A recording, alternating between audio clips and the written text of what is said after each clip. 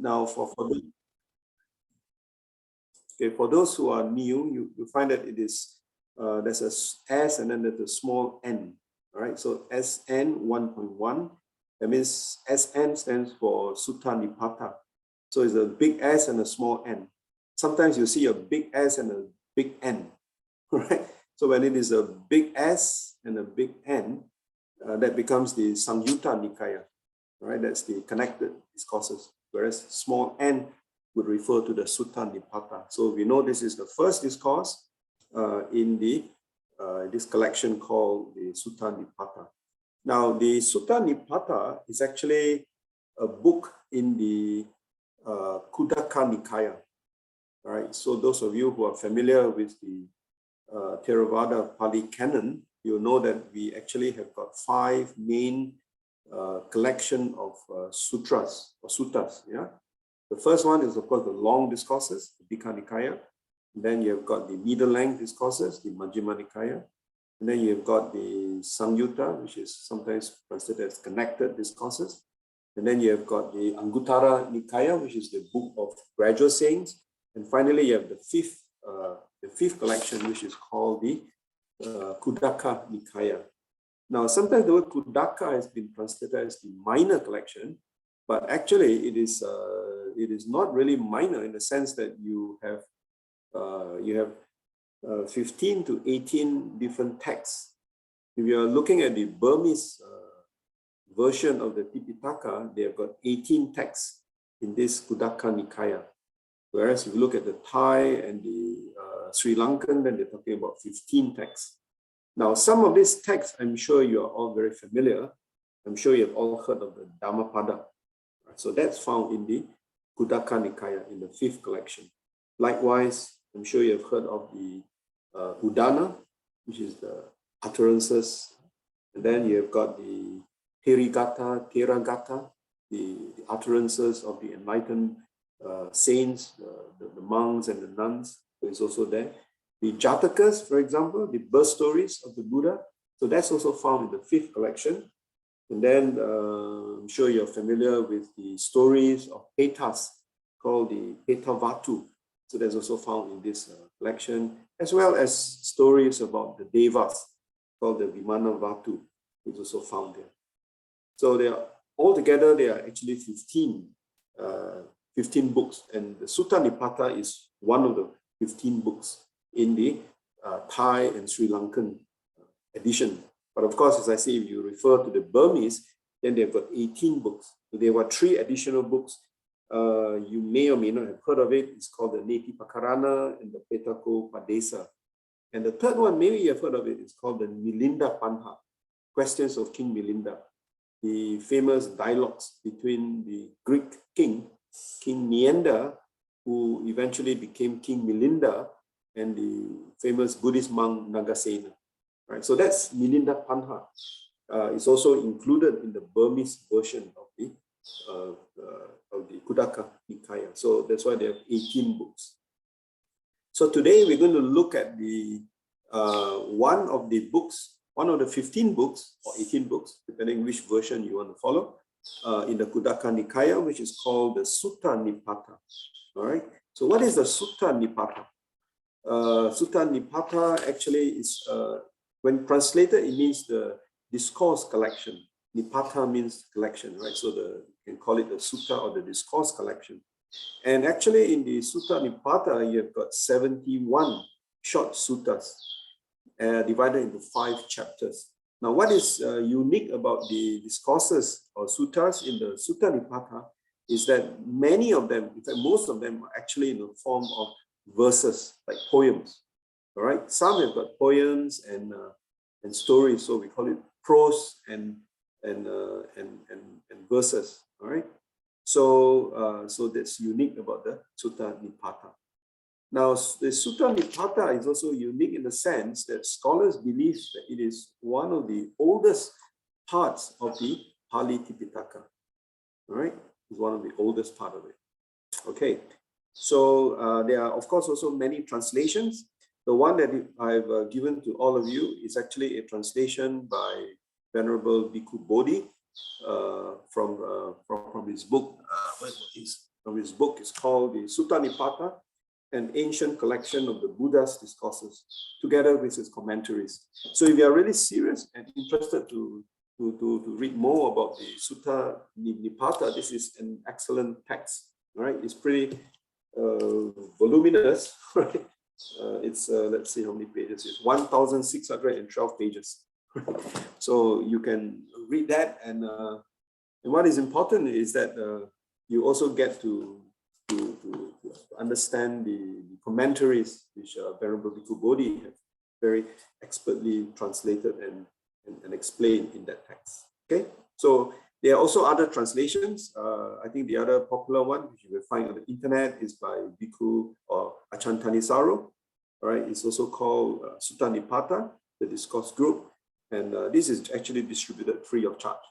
Right, you can actually access to Insight. Then you can get a copy. You can get a whole Sutta Nipata there. All right. So having said that, we'll look at the Uraga Sutta today. Okay. So before we dive into the sutta itself, I think since we're going to spend the next 1 hour, 1.5 hours studying a primary teaching of the Buddha himself, so let us set our mind to what we are doing for the next 1.5 hours. Right. So when we listen to the words of the Buddha, it's very important for us to remember 4 things. Right. This is from the Abhisamaya Alankara. This is not a Pali text. This is from one of the Tibetan texts, right, which geishis study, right, or monastic study to become geishis. So here, His Holiness the Dalai Lama has translated and said, when you listen to any teachings or when you listen to any scriptures, rely not on the person. So the person is not so important, but the words that you hear is more important. Yeah, so that's the first thing you need to remember. First thing you need to set your mind towards it. Secondly, rely not just on the words that you hear, but reflect on the meaning of what you have heard. Okay, so that's the second reliance. So not just the words, but on the meaning of the word. Yeah. Thirdly, every meaning that you hear have got what is called a provisional meaning and a definitive meaning. So rely not on the provisional meaning, but on the definitive meaning of what you have heard. And finally, rely not just on the intellectual understanding of the definitive meaning, but on direct non-conceptual experience of it. What this means is, whatever we have heard, whatever we have listened, for example, today on the Uraga Sutta, some of the items that they mentioned, for example, in the Uraga Sutta, many defilements will be mentioned. So the question is, after listening to it, after having an intellectual understanding of all those defilements that we all have, how do we then work towards transforming it? How do we experience the overcoming of all these defilements? Okay, so these are the 4 things I think is very important that whenever you listen to a Dhamma teaching, I think put this and bear this in mind. Okay, it's called the 4 reliance. You can, if you're interested in this, you can get the details in the Abhisamaya Alankara. It's called Ornament of Clear Realization. Okay, so I'm going to dive straight into the sutta in itself. I'm going to spend maybe like 45 minutes. So it's 2:50 now. Maybe I'll try to end at about 3:30, and then we'll have some time for questions. Okay, right. Now the Uraga Sutta is it comes in 17 chapters. So if you have a copy of the PDF, which I distributed, so you can also make reference to it. But anyway, the 17 chapters I have presented here in the PowerPoint slides. So I'll take you through para by para. Okay, some paras I will go in a little bit more details because some are actually in a group of 3 or 4 similar items. Okay, so let's look at the first one. It says, one who removes the anger that has arisen, as one removes with herbs the snake spreading venom. That bhikkhu gives up the here and the beyond, as a serpent sheds his whole worn-out skin. Now, if you have read that translation by Bhikkhu Bodhi, which I distributed to you, you will notice that the last 2 lines is what we call a refrain. So it repeats itself. right? Like, for example, you know, every of all the 17 verses in the Uraga Sutta, you find that the last two sentences is a repeat. That bhikkhu gives up the here and the beyond as a serpent sheds his whole worn-out skin. What is different will be the first two sentences. Okay, so that's how this sutta itself is structured. So you find that the last two is a repetition. Now, why does it keep on repeating? So here, again, you need to appreciate that all these were given by the Buddha during the Buddha's time in orally. It was never written down. I'm sure you know. So it's an oral tradition. So by repeating the last two sentences, you kind of create a consistency so that you know, makes it easier for remembrance. Okay, so that's the first para. So maybe I'll just explain the last two para first, so that we have a good understanding. That bhikkhu gives up the here and the beyond as a serpent sheds his old worn-out skin, because that will be repeated subsequently 16 other times. Now, the word bhikkhu here, of course, is usually translated as monk, right? But if you refer to the commentaries, particularly if you are familiar with the Satipatthana Sutta, so where the Buddha also addressed bhikkhus, but bhikkhus not necessarily means monks. Bhikkhu here actually means anyone who is practicing the teachings. In other words, a spiritual practitioner. So that word bhikkhu has got a much wider meaning rather than just the word monk. Okay, so obviously it would also refer to nuns. So instead of saying bhikkhuni, Buddha has used maybe a more generic term, bhikkhu. So you find the same explanation in the commentary in the Satipatthana Sutta, for example, where even though it's been addressed to bhikkhus, but the bhikkhus there also refers to what they call it, to even lay people, anyone who is on the spiritual path.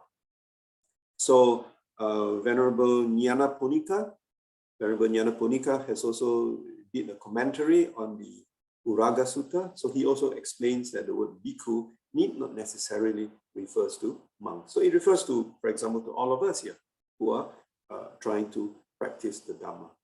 Right? So he says the bhikkhu, or the spiritual practitioner, he gives up the here and the beyond.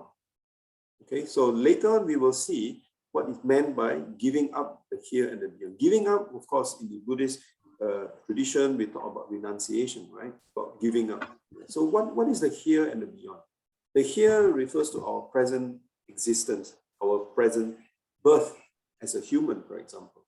And the beyond here could be, for example, after death, we could be reborn in any one of the 31 planes of existences. So that is the beyond. So as you go on to understand this sutta, so when we go beyond here and the beyond, then Buddha is referring to Nibbana. Okay, Nibbana. So Nibbana is beyond here and the beyond.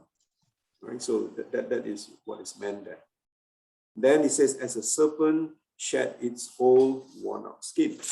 So this discourse is called the Uraga Vaga. In other words, it is the chapter on the serpent. Now, here they say that serpent sheds its old worn-out skin. This is, the concept of ecdysis. Ecdysis, ECDYSIS. This is the process where animals shed their skins, right? So snakes, for example, shed their skin. Why? Because it doesn't fit them anymore, or because it is old, it is worn out. It is said that when snakes grow, their skin do not grow, so they outgrow the skin. So when this happens, they feel very uneasy, they feel disgusted, so they begin to shed their outer layer of the skin, right? So how often do they do that? So they shed the skin maybe as often as once a month, although sometimes it's usually maybe a couple of times a year. So all animals, I think, shed their skin, isn't it? Actually, as humans, do we shed our skin? We also shed our skin cells. I think there are millions of skin cells, right, a day. But because the skin cells are so microscopic and it is a continuous process, so it isn't very noticeable. Whereas that by the snake it is. All right. So this is using the simile of the snake. that sheds its worn out skin. So here, of course, the simile, shed its worn out skin, is like referring to the bhikkhu or that spiritual practitioner who is disgusted with samsaric existence. He's already fed up, right? So he's like the serpent, he's disgusted with the worn out skin. He has grown bigger, but he has outgrown the skin, yet it is there. So it's trying to get the skin out. So in a way, this is a simile that of someone who is, he has enough of samsaric existence, so he wants to get out of samsara. Right? So it's like the serpent who sheds his old worn out skin. Okay, and how do we do that? We do that by getting rid of all our defilements. So our defilements will be, once we get rid of all our defilements, then we have gone beyond the here and the now. Right? So in the Iti Vuttaka, you also have got the same reference here. Carried away by anger, beings go to a bad destination, but having understood it correctly, those with insight abandon the kingdom. Now let's go back to the first two sentences here. He says, one who removes the anger that has arisen, as one removed with herbs or snakes spreading venom. So first paragraph, the Buddha introduces us to the first set of defilements, which is anger. Now, I'm sure you are familiar that the word anger, there are actually many, many words when in English we translate as anger or hatred, isn't it? All right. You are familiar with the Pali word dosa, right? D-O-S-A, right? So that's another that's another meaning for anger. But when you look at each one of it, unfortunately, we don't have time to delve into each one of these different Pali words. Like dosa refers to more like the something that is deep-seated in all of us. Like we have the three roots of evil, which is like dosa, lobha, and moha, which is we translate as greed, anger, and delusion. So in that context, the anger there becomes dosa. But here, if you look at the Pali text, the Pali version of this Uraga Sutta, you find that the word used is koda, K-O-D-H-A, which I put up there. So koda refers to a very, I think, Bhikkhu Nyanaponika, translated as rough, wrathful, W-R-A-T-H, very wrathful, so full of deep anger. So that's koda, right? So it has got a slightly different meaning again. And then I'm sure you have also heard of in the Dhammapada, there's another verse, which again, I'm sure all of you are very familiar, where the Buddha says, hatred is never overcome by hatred. It is through love that hatred can be overcome. So in that context, the word used is not dosa, it's not koda, but is vera, V-E-R-A. All right. So you see, there's so many different words that's been used in different contexts. Okay, so I will not go into the details. So the first defilement that we should learn to remove is what is called anger. Okay. Now so anger, the three, greed, hatred, and delusion, or greed, anger, and delusion, it is said that among the three, anger is the one that is most powerful. All right. So in this famous Bodhisattva Charyavatara of Shantideva, chapter 3, it says that, for example, here it tells you how dangerous anger is. This is what Shantideva says. Good works gathered in 1,000 ages, such as deeds of generosity, or offerings to the blissful one. Blissful one would be to the Buddhas. Yeah, a single flash of anger shatters them. So just a single flash of anger will destroy all the good deeds of generosity that you have done. So Shantideva here says, no evil is there similar to hatred. No austerity to be compared with patience. So steep yourself, therefore, in patience, in all ways, urgently, with zeal. So here in the Bodhisattva Shantideva, the great Nalanda Pandit, is saying that how do we overcome anger? We overcome it with patience. Right? Then in the Agatha Vinaya Sutta, in the Anguttara Nikaya, I will again just highlight to you the name of the suttas, because I have no no opportunity to go into details, so that with the sources given, then you'll be able to refer to them after the end of today's session. All right. So in the Agatha Vinaya Sutta, book of 5, the Buddha says there are 5 antidotes for anger. What is the first one? Loving kindness. Second one, compassion. Third one, equanimity. The fourth one, don't pay him any attention. When anger arises, don't pay attention to it. All right. And the fourth one, and the fifth one, rather, to reflect that the doer is heirs of his actions, born of his actions, related by his actions, and has his action as his arbitrator. Whatever action he does, for good or for evil, to that will he fall heir. What does the fifth one mean? It means that if you are full of anger, then you will have to reap the karma of that action of yours. So if somebody is angry with you, don't bother. He is going to reap the karma of his action of anger, right? So that's a saying that we are heirs of our own action, all right? So this is a very common Buddhist explanation. You find that been mentioned in many other discourses. For example, even in the lesser discourse on karma, the Chulakama Vibhanga Sutta. So the Buddha also talks about how we are heirs of our karma. Okay, so that's the first one, anger, right? So because of time, I will not be able to go into details each one of the items, but I just flash the sources so that you'll be able to make reference. Okay, let's move on to the second one. Now, the second one is lust. So here, Buddha says, one who has entirely cut off lust, as if plucking a lotus growing in a lake, that bhikkhu gives up the here and the beyond, as a serpent sheds his whole worn-out skin. So again, the last two make reference to the same as the first one. So the second one, what is the second defilement the Buddha is talking about? Just as that we should have that disgust, like the snake has for the worn-out skin. So we should have that disgust for lust. Now you find that here, lust is slightly different from greed. So this is the word translated as raga. Okay, raga, R-A-G-A. So it falls into that same category of lobha, but then this is used as raga. So in the Dhammapada, all right, it says those inflamed by lust fall into the stream, like a spider trapped in its self-made web. Okay, so this is telling us the danger of succumbing to lust.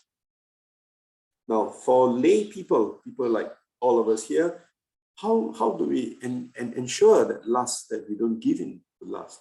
So as lay people, we practice the 5 precepts, which you recited, or which you recited just a couple of, maybe half an hour, or maybe about 20 minutes ago. So there's a third precept here. So practicing with the third precept requires in bringing mindfulness to some of the most intimate and personal areas of life. Now, sexual drive is strong. In fact, Gandhi says that the lower part of us is still very animal. All right. So that's what Gandhi says. So that sexual drive is very strong. It can override our wisdom and common sense. So why did the Buddha give the third precept? So this is a kind of a safeguard from unexamined impulsive lust. So it is also a protection from later regrets or worse. Okay, so of course for lay people, all right, so our prevention of lust is within the context of the third of the 5 precepts. Now for monastics, of course, the third precept doesn't apply, because the third precept from kamesu michachara veramatni sikappadang samadhiyami, so that is changed to abramacharya veramatni sikappadang samadhiyami. So it's abramacharya. So in other words, practicing celibacy. Right. So that is the in the second of the 6 to 17 verses. Okay. Now the third one is craving. So the third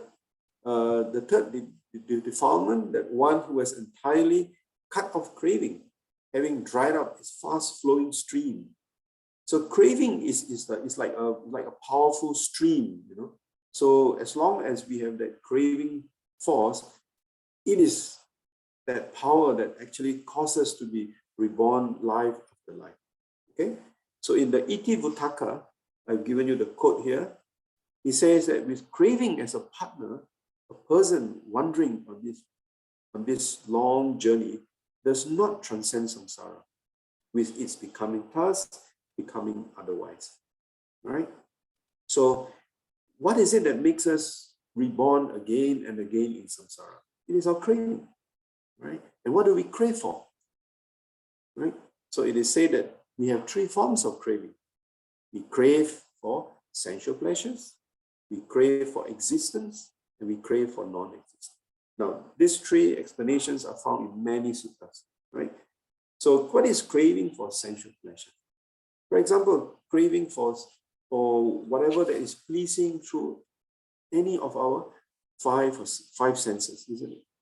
We like to hear nice, we like to hear pleasant sound, we like to taste good, we like to have good taste, we like to have nice touch, right?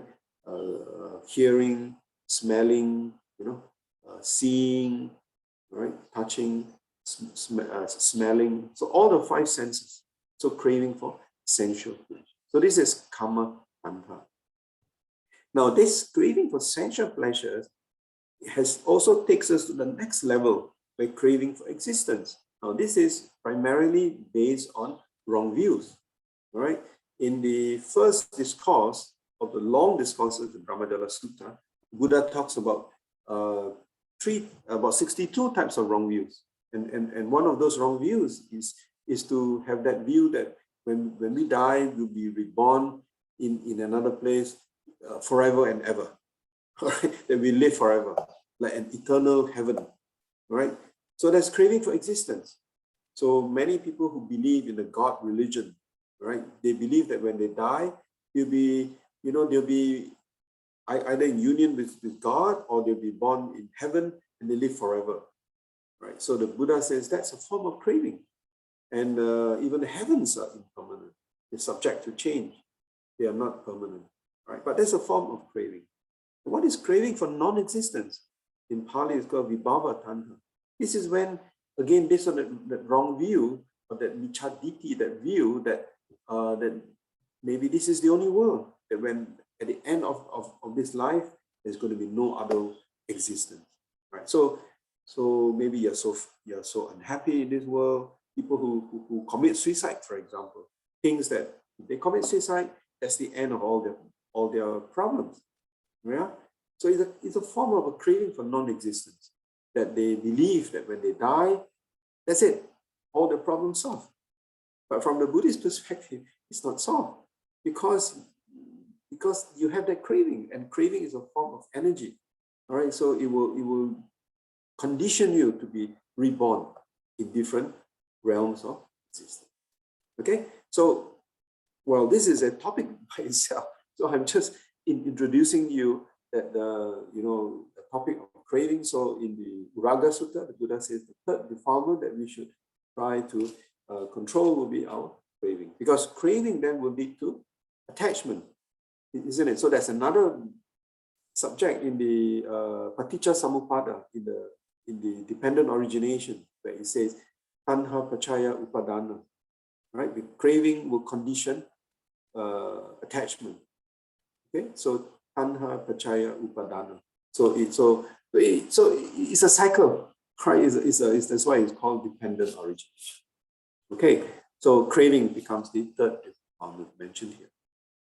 And the fourth defilement the Buddha mentioned is conceit. The Pali word is mana. Here the Buddha says, one who has entirely swept up conceit as a great flood does a bridge of reeds.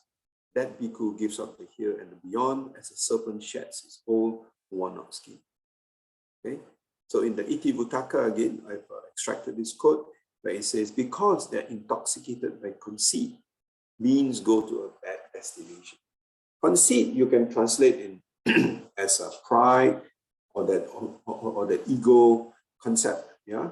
So from the Buddhist perspective, conceit or mana is of three levels. All right. When you think, oh, I'm better than the other person, I'm superior than the other person, or you think I'm equal to that person, or you think I'm inferior to that person, right? So most of the time we think that conceit means we think that we are superior to that person, right? Not necessarily I'm equal. If you think that, oh, I'm just as good as you, it's also a form of conceit. If you say that I'm inferior to you, it's also a form of conceit from the Buddhist perspective. Why? Because deep-seated within it is this concept of the I, the ego. All right? So this conceit is related to the ego. And those of you who are familiar with the 4 stages of sainthood mentioned in Buddhism, for example, the Sotapanna, the Sakadagami, the Anagami, and then the Arahant, right? The 4 stages: the stream enterer, the once returner, the non-returner, and then the fully enlightened being. You find that this mana or this conceit is only eradicated once that person attained arahantship. So it's something that's deep-seated, all right? When one attains the first stage of enlightenment called Sotapanna, one only realizes that this sense of self is an illusion. Yet that self is still deep-seated, all right, in us. So because of that, we still have an element of conceit. So that is only eradicated at the final stage. So this is what is meant by mana, right? Now the 5th one is called there's no core. Okay. Let me explain. One who finds no core in states of existence, as one seeking flowers in Udumbara trees, finds none. That bhikkhu gives up the here and the beyond, as a serpent sheds an old worn-out skin. Now, first, that seeking flowers in Udumbara trees is, well, I don't know what type of tree this is, but the explanation given is that the Udumbara trees, they look very nice, but actually there are no flowers there, right? It's not a flowering tree. So if you try to look for flowers in the Udumbara tree, you're not going to find any flowers there. So, so I think the Buddha have used that simile. So it is just like saying that we're trying to find a core in states of existence. In our samsaric existence, we're trying to find something that is permanent, something that stays, something that we are certain of. Actually, there's none. There's nothing permanent. There's nothing substantial. All right. So there's no core in that sense. And the sutta that actually explained this is actually the Untitled Sutta. All right. So again, this is not a simple discourse to go through. We can spend another session just to look about this discourse. But I just want to make reference to this discourse so that you can read it, because in the Untitled Sutta, it talks about non-self or no core. So here we are thinking that there's nothing permanent in us. So there's no solid or separate self. We have no core and are simply the result of causes and conditions. So if you understand the 12 spikes or 12 flows in the dependent origination, then you find that from ignorance, it causes the whole series of birth and rebirth. Okay? It's just a cycle of birth and rebirth.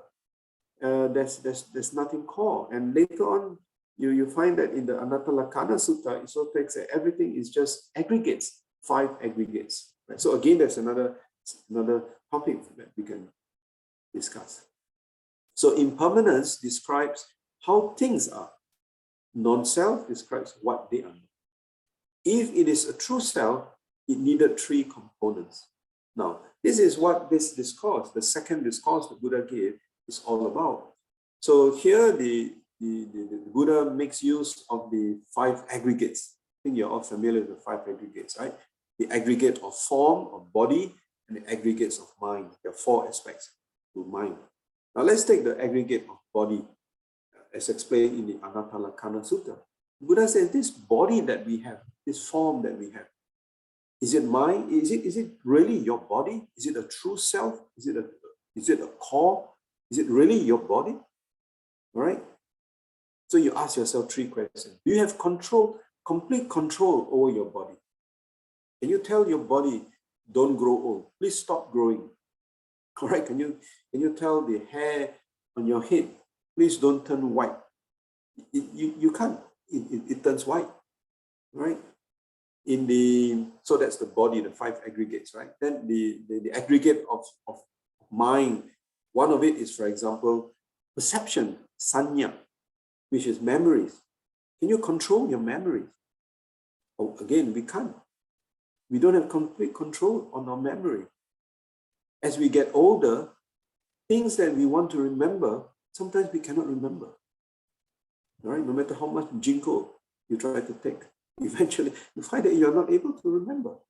Right? We all experience that. And that is a natural part of aging. That is why they say birth. Once there's birth, aging, sickness, and death. We just go through that process.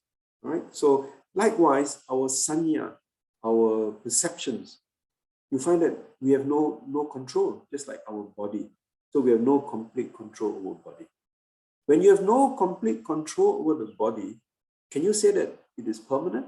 Can you say that the memory that you have will be permanent? You can't. Can you say that the body that you have is permanent? You can't.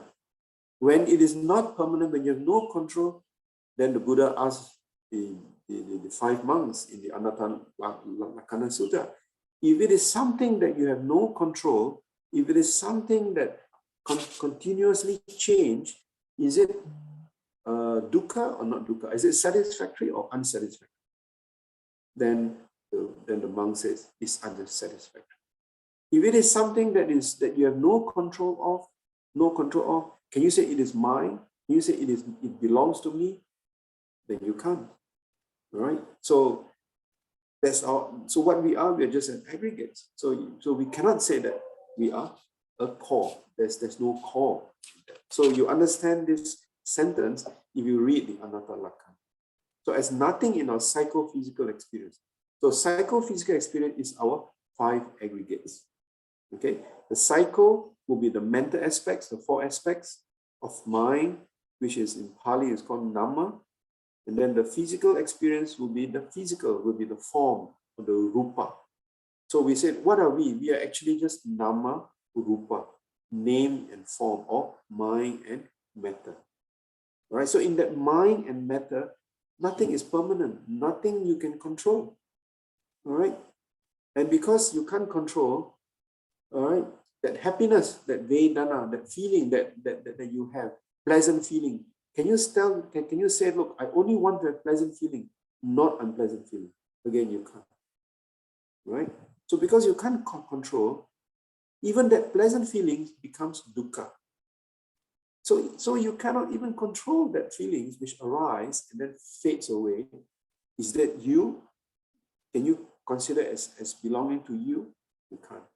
So there's nothing permanent, there's no core. Right? Ajahn Chah always says, nothing is certain. Mine. He always says when he gives his teachings, right? Mine. That means nothing is certain. All right. So nothing in our psychophysical experience has these 3 qualities. It is therefore not fit to be regarded as a self or atta. Right. So for details, please read the Anatta Lakkhana. So this is the second discourse, right, that the Buddha gave. You remember the first discourse the Buddha gave was on the Four Noble Truths, right? Where Kondanyo then became, says he has understood, I think he became the first stream enterer. Then when the Buddha talked about the Anatta Lakkhana Sutta, which is the second one, all right, then they all became enlightened. Okay? Right. Okay, I have to speed up a bit. I'm still at para 6. Right? Now, one who has irritations, no irritations inwardly, having transcended such and such. Now, here irritations, the Pali word is kopa. So it also falls into the same category as anger and as a dosa, right? Bhikkhu Bodhi has translated as irritations. So I've used his word, but Venerable Nyanaponika, he translates the word kopa as grudge. You know, so you can say one who has no grudge inwardly. That means he's prepared to give up grudge. He's no more grudge. And how do you give up grudge? You practice forgiveness, right? And what is forgiveness? So forgiveness is also a very important Buddhist quality. So in the Pali word for forgiveness is Khamma, Khama. And that word, when you translate, it means like an earth, like a solid rock. So it's steady. All right. So in other words, when we have this quality of forgiveness, then we will not experience irritations or kopa. All right. Bhikkhu Bodhi called it irritations, but I find this word a little bit to understand. So I look up Venerable Nyana Punika's translation, and he translated kopa as grudges. So I think, that's easier to understand. Okay, grudge. So para 6. So let me move on. Para 7, one whose thoughts have been burned out, entirely well excised internally. Now, whose thoughts are vitaka. Now, not all thoughts are wholesome thoughts, right? Some are kusala vitaka, some are akusala. Right? So what are the thoughts that we have to burn out?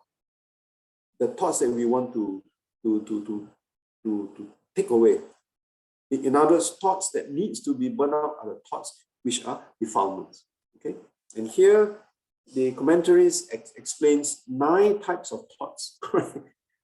Okay, so again, I'm not going to go into all detail. I'm just going to leave this with you. Thoughts of sensual desires, thoughts of malevolence. So malevolence could be thoughts of dosa, thoughts of vera. There's so many words to describe malevolence or anger or hatred, right? Another word is patiga, P-A-T-I-G-H-A, right? So you got dosa, you got vera, you got patiga, domanasa maybe, koda, kopa. So all these thoughts, we try to put it aside, okay, of aggression. Then thoughts of one's relative. Of course, this is when the Buddha was addressing monks, all right? So in other words, they are no longer attached even to their relatives. They're not attached to the country. They're not attached to being immortals, right? They're not attached to gain. They're not attached to honor. They're not attached to praise. So the third category, thoughts of gain, honor, and praise, these will be the loka vipatti. In other words, the 8 worldly conditions, the 8 vicissitudes of life. So they are void of that. So they don't have grudges when things don't go their way. Okay. Para 8, one who has neither run too far nor run back, who has transcended all this proliferation. Okay. Now, there are 2 ways of explaining it. Bhikkhu Bodhi gives an explanation of this in terms of linking it to the Bhaddikarata Sutta about let not a person revive the past or on the future builds his hopes. For the past has been left behind, and the future has not yet been reached. So when you run too far, that means you're always thinking about the future. When you run back, you're thinking about the past. All right? So you should transcend all this proliferation. Now the Pali word there is achagama imang papancha. Now I think you may have heard of this word papancha. Papancha would be proliferation.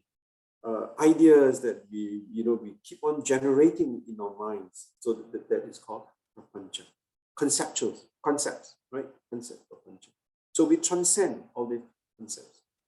For example, it is said that the Buddha makes use of concepts, but he's not overwhelmed by concepts. He has transcended all these concepts. We use concepts and we got stuck in these concepts, all right? Because we got caught in those views of those concepts. So that's the difference with the enlightened beings. So they have transcended all this proliferation. So this proliferation is the papanchas. So if you Google this word papanchas, it will bring you to, for example, words like concepts, or mental cankers, for example. So he has overcome, he has transcended, he's gone beyond. Okay. So why is it that we revert? You see, one reverts to the past when the minds become bound by memories of the past. One yearns for the future by building up hopes and expectations about future outcomes. One also gets shaken in the present when one adopts a view of real self-interest in the 5 aggregates. Now, in the earlier paragraph on the on para 5, where we talk about no core. Remember, there's no core. So then the view of the real self, there's no self inherent. All that you have is just the 5 aggregates. Para 9, one who has neither. Again, the first line is similar. You find that it's the same, right? One who has neither run too far nor run back. So here is a one who has neither run too far nor run back. The earlier para 9 is that there's no proliferation. Now it says all this is unreal. Okay, and then the para 10 he ran back. Then he talks about greed, knowing that greed is unreal. Why is greed unreal? What do you mean by unreal here? Unreal means it is not permanent. Greed, for example, you look at the next one, para 11. They talk about lust, also unreal, and then talks about hatred, also unreal, right? 13. All this is unreal. Delusion is unreal. Moha, right? So if you look back the words, right? Para 9, talking about neither run, all this is unreal. So what is unreal? Para 10, greed is unreal. Para 11, lust is unreal. Para 12, hatred is unreal. Para 13, delusion is unreal. And why are they unreal? Right? They're unreal because they arise and they fall away. For example, greed, which is the first of the 3 unwholesome roots. The last is the 5 strands of sensual pleasures. Hatred, which is similar to anger. Delusion, right? All these things, when they arise, do they stay? For example, that greed that we have. Because it is impermanent, we can change, we can transform them. Right? Lust, which arise. Because it is not permanent, we can transform them. Hatred, because it arises and is also not permanent, you can transform them. All right? Delusion, it arises because delusion can also be transformed. So that's why from delusion you can change to wisdom. So because of all these things, all these defilements can be transformed because their very nature itself is impermanent. Okay? His Holiness the Dalai Lama, he always says that one of the good things about all those defilements that we have is that they are impermanent. Can you imagine if all the defilements are not impermanent? Imagine if the greed, the lust, the hatred, the delusion that we have is not impermanent. They are there forever. They cannot change. Then how are we ever to progress in our spiritual path? How are we ever able to transform hatred into love and compassion? We can't, right? But because they can be transformed. So when they arise, when we see them as defilements, we know that they are defilements, but they are not real. They're not real because they can be overcome. All right, so that's one way of explaining this. So let me go on to number 14, right? Last three paragraphs. One who has no latent tendencies at all, whose unwholesome roots have been uprooted. All right. So here we are talking about the unwholesome roots. Now, the earlier on, those are the unwholesome roots, right? Greed, hatred, and delusion. Right. So once you have uprooted them, okay, then you find that you are like the bhikkhu who have given up the here and the beyond as a serpent sheds its whole one-off schemes. Now, what are these latent tendencies? Now, this is called the anusayas, right? So in the Buddhist text, the Buddha explains there are 3 levels of defilements. Again, this is another topic by itself, yeah. So for example, we start with the most gross level of defilements, which is called the vitikkamma, the transgression. Now, gross defilements, for example, most of the times, I think we don't go around killing people, we don't go around harming people, neither do we go around stealing things from other people, all right? So those are very gross defilements. And how do we kind of overcome those defilements? Okay, we observe the precepts. We observe the 5 precepts. But sometimes you will reach a stage where precepts alone are not sufficient to control those defilements. Why? because we also have got subtle defilements. For example, greed or hatred is very subtle. Even we observe the precept, we say we will not harm. Yes, we will not take a stick and beat someone. But in our mind, in our thoughts, we still have that thought of saying, how I wish I could give him a smack, or I wish I could really give him a punch, or give him a slap on the face. That is a very subtle defilement. So it is said that is called pariyutthana in Pali, is a manifestation defilement. So that type of defilements you can only overcome by concentration. But is concentration sufficient? Even concentration is not able to uproot that greed, that hatred, that pride. Remember just now I was talking about mana, about the mana asmin that we have. Where until and unless you are at the fourth stage, when you have wisdom.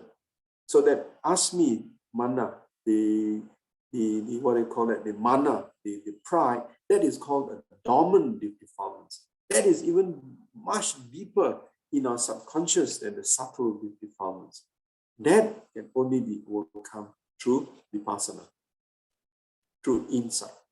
That is why in the Buddhist scheme of things, you find that in the Noble Eightfold Path, all right, Noble Eightfold Path, every aspect of the Eightfold Path must be practiced. Right? Some people make the mistake by only practicing concentration. So they can have very deep concentration. They have deep jhanas, but their jhanas is not based on wisdom. It's not based on, so the samadhi factor must have all three, isn't it?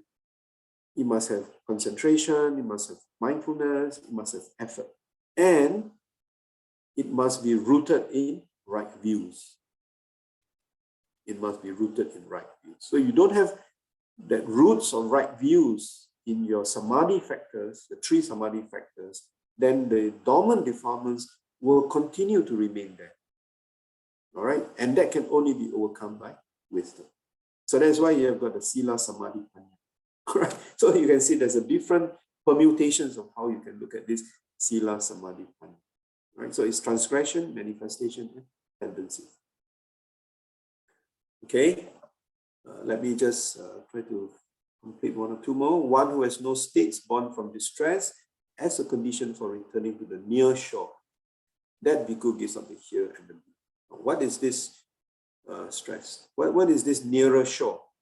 What is the nearer shore? The near shore is the personal entity. And what is the states born from distress? States born for distress is a synonym for those defilements that function as a condition for acquiring the aggregate subject clinging, right?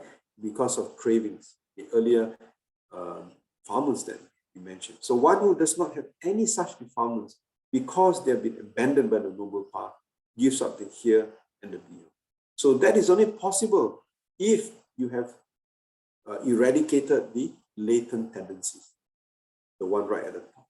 If the latent tendencies are not eradicated, then you find that then we will continue to return, right, to this samsaric existence. Okay? So para 16, then it's just a further explanation for bondage for existence. And 17, having abandoned the 5 hindrances. So here, finally, the Buddha talks about the 5 hindrances. This is like a kind of a summary for all the other things that we have. So they are what are the 5 hindrances? Untroubled, crossover complexity, free of doubts. What are these 5 hindrances?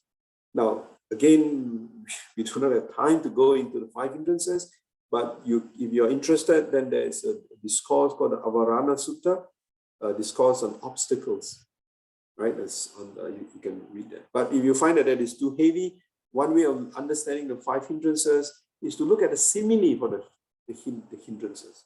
In the Sangarava Sutta, the Buddha says, our sense desires, right? We imagine water mixed with different colors, right? The sense the desires. Ill will would be like boiling water. Sloth and torpor is like water covered with moss. Restlessness and worry will be agitated water, whipped by the wind. And doubt is like turbid and muddy water. So now you understand why, as part of Buddhist rituals, we offer a glass of water which is clean and clear. When that water is clean and clear, you can see through it, right? What happens if that water that you offer to the Buddha is water mixed with manifold colors? You got different colors in that water in that glass. Can you see it? You can't see through it, right? So that represents, once we have attached to sense desires, our mind, we attach to sense desires. We cannot see things clearly. The ultimate aim of vipassana is what? To see things as they really are. Jnana, isn't it? To see the jnana, right? To see the wisdom. So, ill will, boiling water. That water that you offer, if it is hot boiling water, you find it very difficult to see what's at the bottom of that water, right? So it's like ill will or anger when you're very angry. Sloth and torpor, this is water covered with moss. That water, you find that is a lot of algae at the bottom. You also cannot see it, right? When the water is whipped by the wind when you blow, so you find that you cannot see right at the bottom. And finally, if the water you offer is turbid and muddy, so you also cannot see. So in the Sangarava Sutta, the Buddha give the simile of the 5 types of hindrances that we have to the different types of pollutants in the water that we see. Okay? All right, so just as in such water, one cannot perceive one's own reflection, so in the presence of these 5 mental hindrances, one cannot clearly discern one's own benefit, nor that of others, nor that of. Okay? Okay, so we'll skip that, right? We will not go into that. Okay. Yeah, I've taken slightly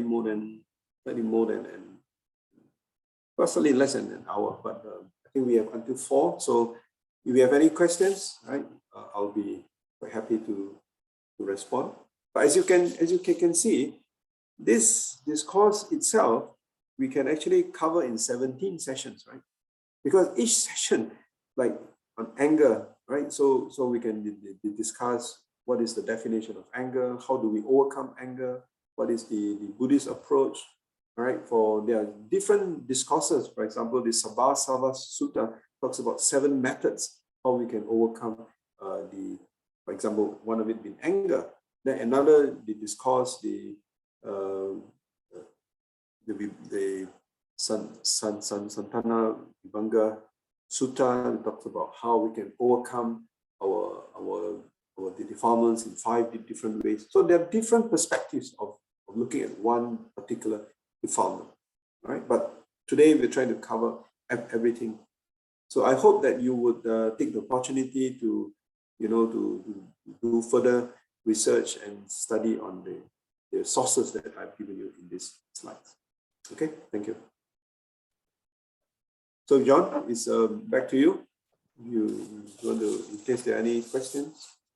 Okay. So I hope all of you could follow. And anyway, we are open for any questions. Anyone who has questions or any opinions or anything? Yeah. Let me just mention this. Before we started this class, I was talking to John that those who attend this session, I would imagine that they already have got the basics in Buddhism, because otherwise I would think it's going to be a bit difficult to follow, right? So, but I'm made to understand that all of you have already got a good grounding in the Dhamma. So this will be just a further extension of your understanding of the Dhamma. So I hope my understanding is correct.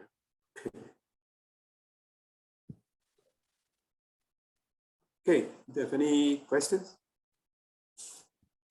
Okay, I think we have a question from Sister Caroline Liow. Mm-hmm. In verse 5, the no call equals non-self equals no 5 aggregates. Yeah, I think she's asking a question. Yeah, what's the question? In verse 5, yeah. the no call, is it equals to no self, non-self? And is it equals to no 5 aggregates? No. When it says that there's no core, is that because what actually there is only the 5 aggregates. So within the 5 aggregates, there's no core. There's nothing permanent in the 5 aggregates. All right. So that's the meaning of it. So what we take to be a self, right? We take to be a self is actually just 5 aggregates. And the 5 aggregates are nothing but just mind and matter, psychophysical experience. All right. So within that psychophysical experience, everything is changing. Nothing stays static, right? And we have no control on the 5 aggregates. So because of that, there's nothing substantial, there's nothing permanent. So because of that, we say there's no core. It's not that we don't exist. It's not that we don't have 5 aggregates. We are nothing but just 5 aggregates. And that 5 aggregates is not something permanent. All right? It arises because of conditions. The aggregates arise because of conditions. When conditions are not there, the aggregates do not arise. Okay? So whatever arises, fall away. That is why in your meditation, you are taught, to start by contemplating the rising and falling, isn't it? Of your breathing or of your diaphragm. Because there's nothing that stays permanent. Okay? Okay. I'm not sure if that answer your... Yeah. I hope that answer your question, Sister Caroline. Do we have any other questions? Yeah. Brother Low. Brother Benny. Yes. Can we see non-self or experience non-self? Well, how do we experience non-self? Then when we look at our 5 aggregates, all right, we look at our perception, or we look at our body, for example. Does our body stays where it is? Our body grows old, isn't it? Sometimes our body gets tired. Sometimes sometimes we even we fall sick, right? So if we attach to our body, then we say that is our self, but actually it's not self. It's just the elements of the body, that arise and fall away. When conditions are such, we fall sick. When conditions are such, we feel healthy, but it doesn't stay the same. So because of that, this body we cannot call as ourself. So it's not a true self, but it's not saying that we don't exist. Of course we exist, right? We exist, but not as something substantial, as something permanent. We exist because of conditions, isn't it? Yeah. Okay, thank you. Yeah. So we see non-self in that sense. But if you attach to this body, then you see that this body is mine, this body is me, this body is I. It's I who is falling sick. It's I who is unhappy. It is I who feel insulted. Then you're attaching that I. Then you are trying to position this I as something permanent. Right? So that's what it is meant. That there's no permanent I. Thank you. Okay. Someone told me you cannot see non-self. You cannot see non-self. Of course, if you are attached to the self, you cannot see non-self. I think that person is right. If he says that if we are attached to this body or to our feelings, we are attached to that pleasant feeling that arises, and we say that is my feelings. Now, of course, you will not see non-self. But if you don't attach to that pleasant feeling, if a pleasant feeling arises, you acknowledge it, you recognize, yes, that is a pleasant feeling. But you also understand through right views that pleasant feeling is not going to be there forever. That pleasant feeling is impermanent. It will change. So when you have that kind of attitude, when you have that knowledge, then you don't associate that feeling as self. You don't say that's my feeling. You say, yeah, that's a pleasant feeling. You can appreciate it as long as it is there. When it is not there, you're not upset. You don't cling to that pleasant feeling. But if you do, then you will not see, you will not be able to see non-self. Okay? Okay. Thank you, Brother Low. Thank you. Brother Another Benny. question. Another question. How to overcome sloth and torpor? How to overcome sloth and torpor? Well, if your sloth and torpor arise, for example, during your meditation, and you look at the causes for you, the reason behind why you're sloth and torpor, because for the past 3 nights, you have not been having a good night's sleep, you have been very stressed, you have been very busy with maybe work assignments, and then here comes the meditation retreat. So that definitely sloth and torpor will arise, and that is because of physical fatigue. All right. So what should you do? Then you make sure you have a good rest. All right. But if your sloth and torpor is because some mental agitation, because of some worries, and so what you could do, your rest, and then you just relax. Maybe instead of sitting, you stand up, you Wash your face. you take a walk, you wash your face, you feel sleepy, then you do walking meditation. If you are doing sitting meditation and then you find sloth and torpor arise, you stand up, you do standing meditation, or you do walking meditation. You do walking meditation. So there are different techniques, right? That you can sloth and torpor, right? I think in the text it says, it's sloth and torpor, you feel sleepy, you pull your ear. Yeah. Go to sleep. All right. Well, exactly. I mean, if it is fatigue, so there's sloth and torpor. Now the 7 factors of enlightenment, right? Or the five faculties, for example, mindfulness, isn't it? You find that in the middle is mindfulness. So you learn to be mindful, right? So how to be mindful? Investigate the Dharma. You need to rest. You take a rest. Right? Sometimes you take a Dharma book to read. Right?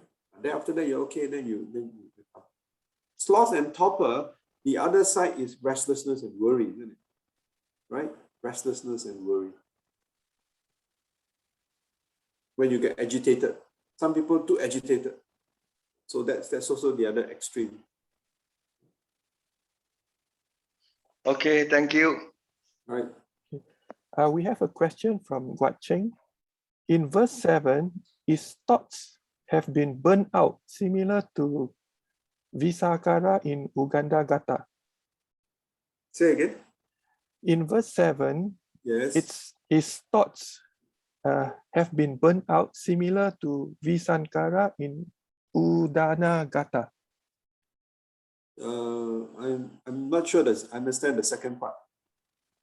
It's the thoughts that have been burnt out. Is it similar to Visankara in Udana Gata? Similar to who? I'm not aware of that. Yeah. Okay. Or is sister? Is it Guat Cheng? You want to talk? You can unmute yourself. Yeah. You want to clarify? Sorry, it's actually the Udana Gata, the Paean of Joy. Yes. And inside there, it talks about the Visankara. Vesantara, is it? Visankara. So I don't know whether these thoughts that have been burned out, is it similar to Visankara? Means yeah. I'm not sure in the context of if you are referring to Vesantara in the Udana. I'm not clear. I'm not sure about that context. I have to read that. But basically, when we say about thoughts that's been burned out, we are talking about unwholesome thoughts. We are not talking about wholesome thoughts. All right, wholesome thoughts, like for example, in the Eightfold Path, we have right thoughts in it. Thoughts of kindness, thoughts of compassion, thoughts of renunciation. Those thoughts we don't burn out. Yeah, we don't burn out those thoughts. Okay, but we burn out thoughts like, for example, I mentioned there, thoughts of attachment to sensual desires, thoughts of anger, thoughts of hatred. Those thoughts we try to burn out. So in that context. But your example in the Udana, you mentioned Vesantara. So I I have not read that, so I'm not in a position to explain in what context. Basically, it's actually the peon of joy, the Udana Yeah, I know. Yeah, I understand what you're saying, but I'm saying I've not read that. Okay. So I'm not able to explain what is in what context. Thank you. Thank you. Yeah. Thank you, Sister Lim. We have another question. How do one overcome the attachment to sensual pleasures? For example, when I'm stressed, I tend to eat more to de-stress. When supposed to observe no food intake afternoon, when hunger pang occurs, I would eat. How do I apply strong will to overcome this? Okay. Well, there are different techniques, but the basic one is that, for example, if we are attachment to sense pleasures, right? For example, food, we are attached to food, then we can do a couple of things. One is we could do self-reflection. We ask ourselves, all right, we tell ourselves, is this good for us? Is this not good for us? Right? If it is not good for us, then what should we do? All right, if we are hungry, of course we have to eat. All right, but we ask ourselves, then we reflect. Is this hunger?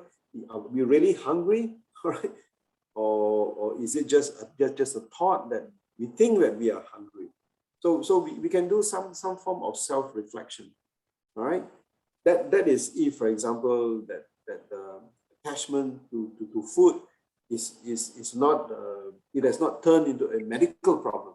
Of course, if it's a medical problem, then you have to see a doctor for that. Right? But let's assume that it is not a medical problem. So one way is this attachment. Then one always reflect: is this something that we are doing? Is it good for us or not good for us? If it's not good for us, why should we want to do it? You know, so we have to actually try to convince ourselves. All right. So self-restraint. Okay. Now, the other way is skillfully. Then one just eats a little bit.